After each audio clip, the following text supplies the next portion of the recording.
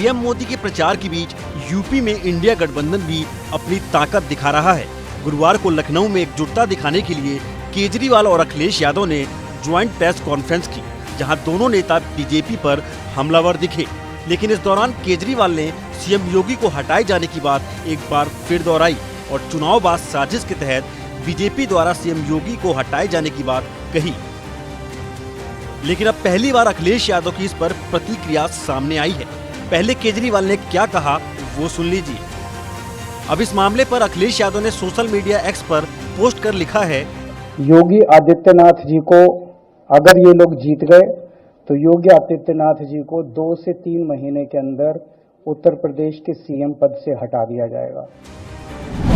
भाजपा अपनों के ही खिलाफ साजिश रचकर किसी का रास्ता साफ करने के लिए काम कर रही है, न कि देश के भले के लिए। इसलिए भाजपा को चुनाव में हराकर हटाना है।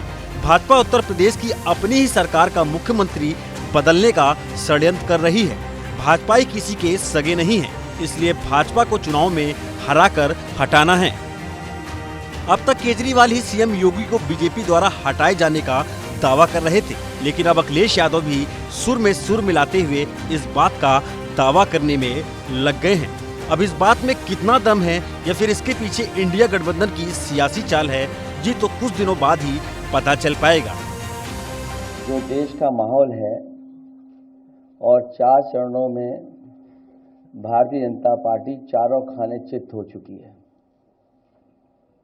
और उनके आंसुओं की नदी उफान में है।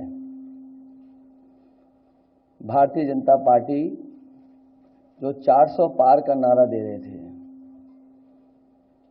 अब समझ में आया है 4 चरणों के बाद,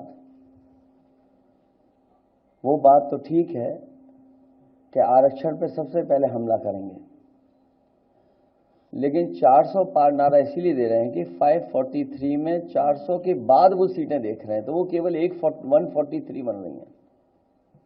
तो वो स्वयं स्वीकार कर रहे हैं कि 143 से ज्यादा वो सीटें जीतने वाले नहीं हैं, क्योंकि 400 पार सीटें 143 ही बनती हैं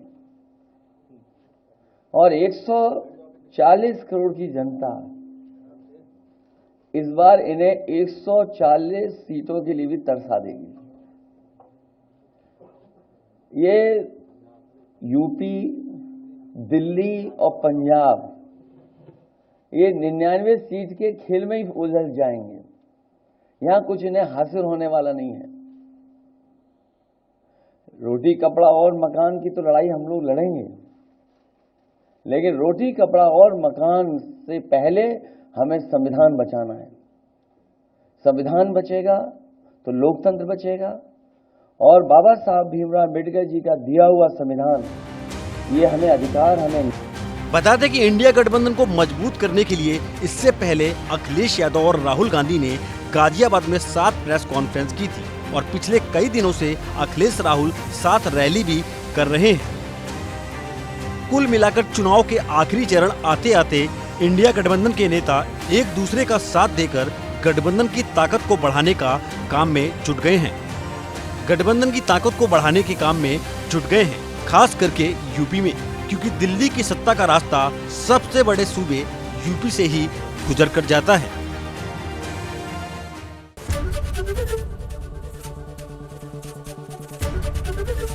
एबीपी गंगा, खबर आपकी, जुबान आपकी।